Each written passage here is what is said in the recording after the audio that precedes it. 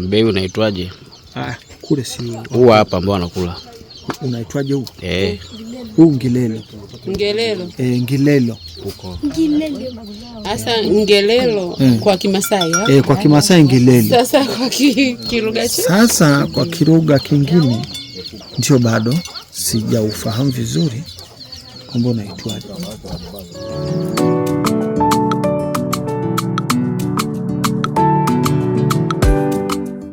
Waligani ndugu mtazamaji na mfuatiliaji vipindi vyetu vya Kilimo Pro.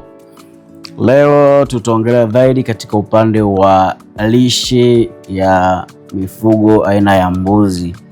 Je, ni majani gani ambayo ya asili ambayo yapo katika mazingira yetu kawaida ambayo mbuzi wanaweza kula na wakapata na afya njema kabisa? Kumekuwa na malisho mengi sana tofauti tofauti, malisho ya kupandwa, malisho ya asili yanayojiotea yenyewe. Lakini katika malisho haya yote kuna malisho ambayo yapo katika mazingira yetu ya kawaida na tunashindwa kuyatambua. Kama unaweza kuangalia kwenye hii video, unaona kuna hili huu mmea ambao anakula mbuzi. Huu mmea unapatikana katika mazingira mengi sana. Na ni mmea ambao mojawapo mbuzi anakula sana. Kama unavyoona anavyoshambulia. Kwa hiyo lengo la video hii ni kuweza kuangalia uone, je, mmea huu katika mazingira yako unapatikana? Kwenye jina la mmea inategemea na maeneo ambayo upo. Katika kila ukanda majani haya yana maneno tofauti tofauti na majina mbalimbali. Mfano kwa huku inaitwa ngilelo kwa sababu ukanda wetu wa Kimasai tunaita huu ni ngilelo. Kwa hiyo jaribu kuangalia katika maeneo yako unaitwaje huo mmea. Lakini pia ukiacha mmea huu, lakini pia kuna mbaeki, kuna ndulele. Yote ni malisho ya asili ambayo kwa wafugaji wa mbuzi tunawaasa waweze kutumia majani haya ili kuweza kunenepesha na kujenga afya njema kwa mifugo yetu. Kwa upande sisi tunapofuga huku hatutumii malisho ya ziada, mfano kama pumba au mashudu hatutumii kabisa. Huku tunachunga mbuzi katika mfumo wa kawaida kabisa ambao unaeleweka, kama mbuzi wanaenda machungani, wanakula huko, wakirudi jioni wanapata maji, wanarudi katika banda lao.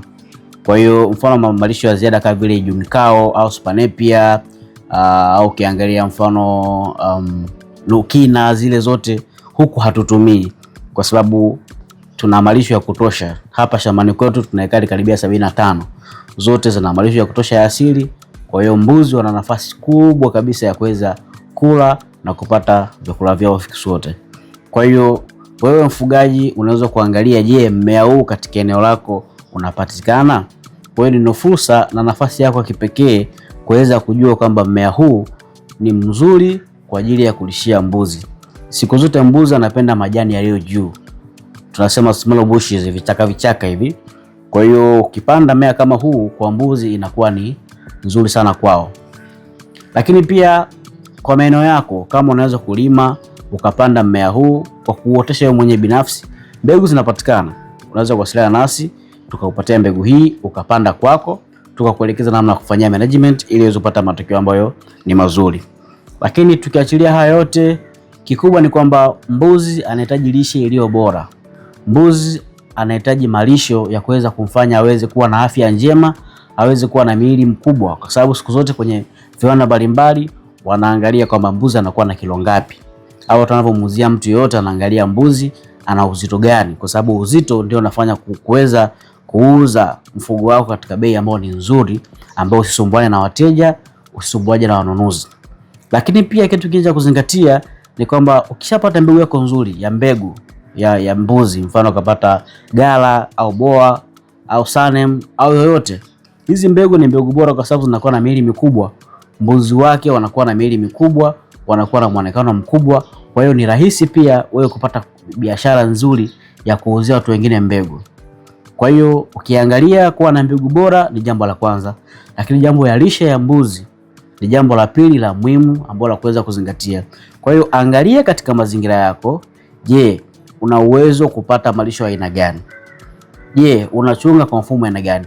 Kama mbuzi wako hawaendi machungani, basi hakikisha una sehemu ambayo unalima malisho au una sehemu unaweza kupata malisho yako kwa ajili ya mbuzi wako. Usije ukafungia mbuzi wako tu ndani peke yake ukalisha pumba peke yake utegemea atakuwa na afya njema. Majani pia ni muhimu katika mchanganyo wa vyakula unapofuga mbuzi wako. Kwa hiyo lengo ni kwamba upate uelewa wa majani haya, lakini pia uweze kuelewa umuhimu wa lishe kwa mbuzi kwa ujumla. Endelea kufuatilia video zetu, upate kujifunza, upate uelewa, ujue vitu mbalimbali ambavyo uko vifahamu, lakini kupitia video hizi utaweza kupata, kwa sababu tutashare vile ambavyo sisi tunavifanya, tutashirikishana na nyinyi ili muweze kuona namna gani ambayo itakuwa ni rahisi kwa ajili ya kusukuma hii tasnia yetu ya ufugaji wa mbuzi na mifugo mingineyo. Endelea kufuatilia Kilimo Pro. Mimi naitwa Arnold kutokea Kilimo Pro Tanzania. Karibu sana.